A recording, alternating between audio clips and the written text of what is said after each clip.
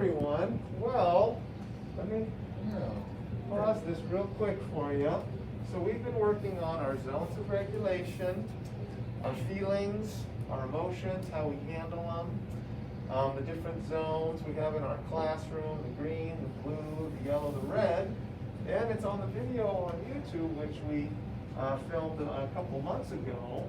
Now we've done the art project relating to this video, and we started another type of art project that Leanne was working on with the students today. So, as we watch this, guys, I want you to listen, and then we'll talk a little bit about these feelings and how we are able to handle them. All right, everyone. Today, we are going to share a little bit more on the zones of regulation, part of our curriculum at school that we also, use in our day-to-day lives at home and anywhere else we go, just for our own emotional regulation. And that's just fancy terms for basically being in control of your own body, okay? These are the zones: green zone, blue zone, yellow zone, and red zone. All right? Now, everybody in the world is going to find themselves in one of these 4 zones throughout each day. Maybe not every day, but you're going. So that's very true. I'll fix that. Where's toilets? We're private. Wash your hands, and then you can have a seat. So that was a good thing to mention there is everybody goes through these feelings. Sometimes we're feeling happy and ready to learn and just A-okay in the green zone. Other times you might feel a little sad or a little down, maybe a little tired in the blue zone. Yellow, we might feel a little nervous or anxious, maybe a little concerned about something, or maybe a tiny bit overwhelmed, maybe frustrated, right, or confused. And then the red zone is the spot where our bodies are starting to feel a little out of control.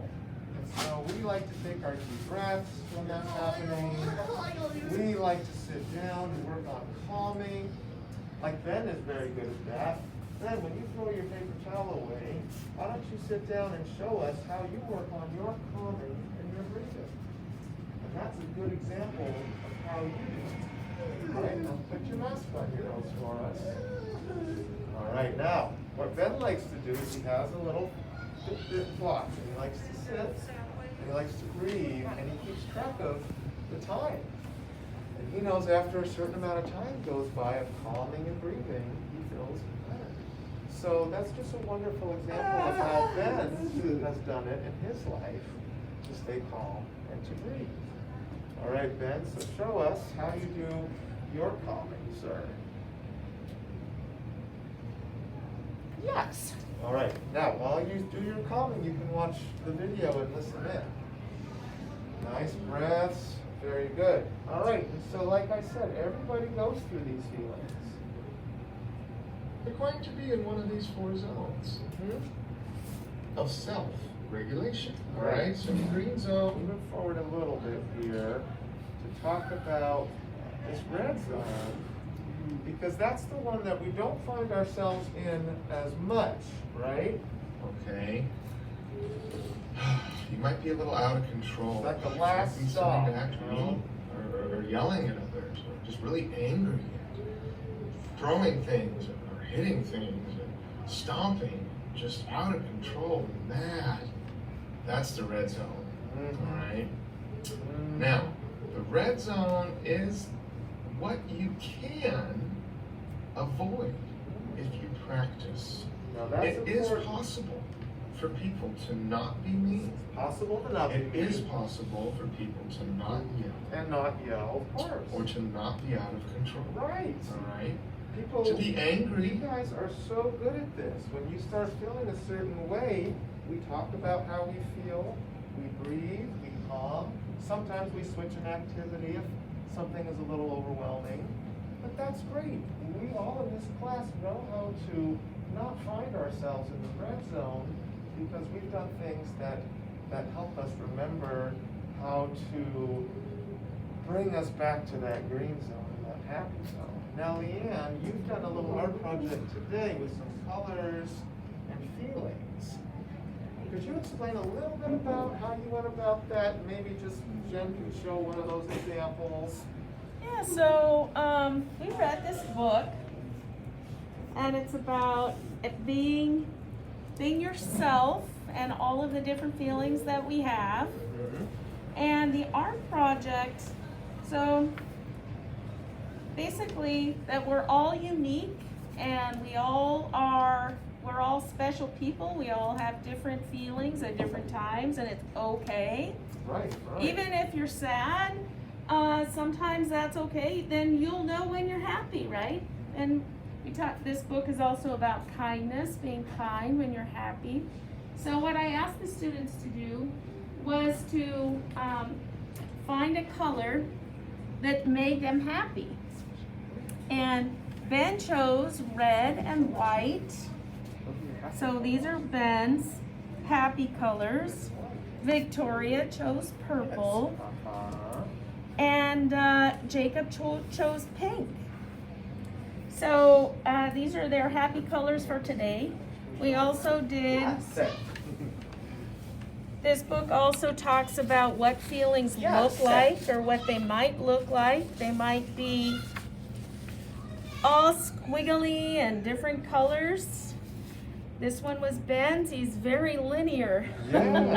He goes from side to side, top to bottom, and he basically used all the colors in the box. That's neat. Very organized. And I Very love these organized. hearts right here. Yeah.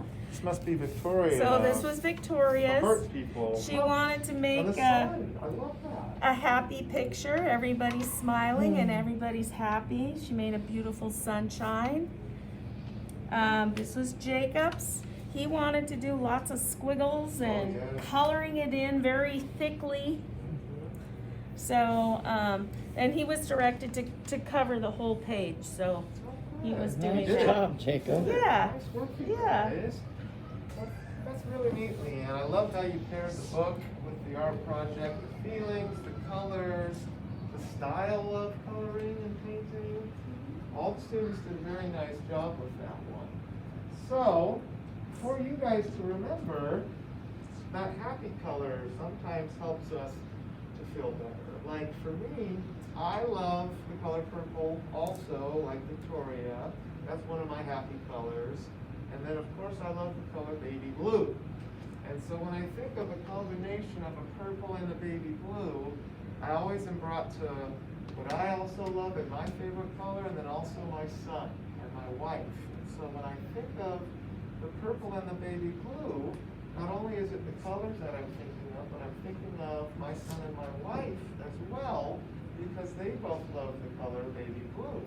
And so it's so nice to think about a color and then be able to relate that to a happy thought or a happy memory that you can use to help feel better sometimes. So that's the whole point behind tying our feelings into colors, our emotions into artwork, because not only can we talk about how we feel or sign language or write, we can also express ourselves through art.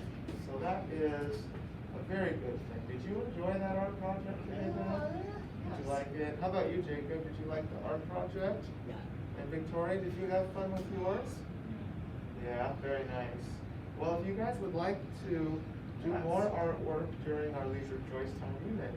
But thank you for listening, guys, and paying attention to the short video and the little speech here that we can share with the others at home. So I hope that we have a great rest of our day, and thank you, Jennifer, for filming.